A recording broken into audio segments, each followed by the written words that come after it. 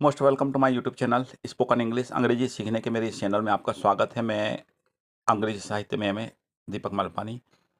मित्रों, स्पेलिंग बनाने के कुछ नियम रहते हैं। जैसे किसी शब्द के साथ फुल जोड़ा जाता है, FULL, तो उस किसी शब्द के साथ जब फुल जोड़ा जाता है तो डबल एल में से एक एल कम हो जाता है। जैसे होपफुल, तो फुल जोड़ेंगे तो एक एल कम हो जाएगा। Useful, use plus FULL, full जोड़ेंगे तो फुल में से एक शब्द कम हो जाएगा। फैथफुल, फैथ के साथ जब फुल जोड़ेंगे FULL तो एक फुल में से एक शब्द कम हो जाएगा। पर फुली जोड़ते हैं तो एक एल कम नहीं होता। फैथफुली, यूजफुली, इसमें से एक एल कम नहीं होगा। यदि पहले शब्द के अंत में डबल एल आ रहा है और उसके साथ कोई शब्द जोड़ा जाता है तो पहले शब्द के अंत में से भी डबल एल में से एक एल कम हो जाता है। जैसे ऑलमोस्ट, ALL, ऑल, और मोस्ट, MOST, तो ALL ऑल जो शब्द है डबल एल में से एक एल कम हो जाएगा। फुलफिल, FULL, फुल और फिल, तो FULL में से डबल एल में से एक एल कम हो जाएगा, फुलफिल हो जाएगा। ऑलरेडी, ALL ऑल और रेडी, रेडी, तो ALL ऑल में से एक एल कम हो जाएगा, ऑलरेडी। इस तरह से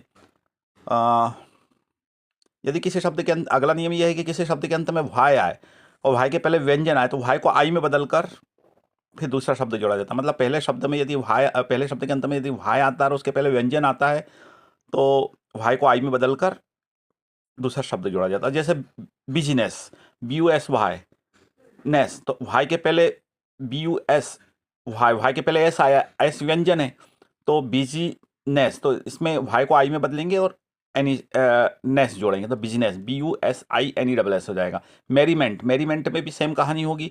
मेरी में आखिरी में वाई है तो वाई के पहले व्यंजन है तो वाई को आई में बदलेंगे और फिर MENT जोड़ेंगे। मित्रों, अगला नियम यह है कि संज्ञा बनाने के लिए जब हम ER शब्द का प्रयोग करते हैं तो उसके भी कुछ नियम है।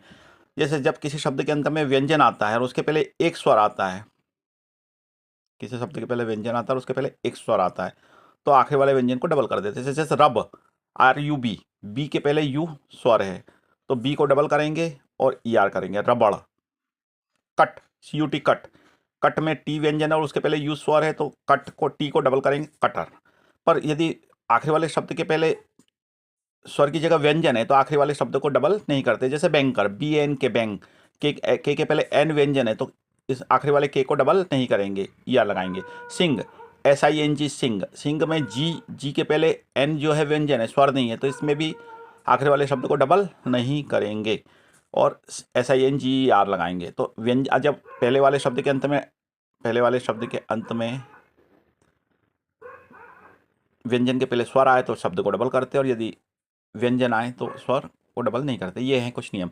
और ध्यान रहे इस बात को कि हमेशा मैं बोलता हूँ कि एक बात हमेशा याद रखिए, कंठस्थ कर लीजिए, याद कर लीजिए कि अंग्रेजी में स्वर 5 होते हैं, AEIOU। इसको याद कर लीजिए कि AEIOU 5 स्वर होते हैं, WY अर्ध स्वर होते हैं, बाकी सब व्यंजन होते हैं। इस नियम को, धन्यवाद। आप और डिटेल में स्टडी कीजिए।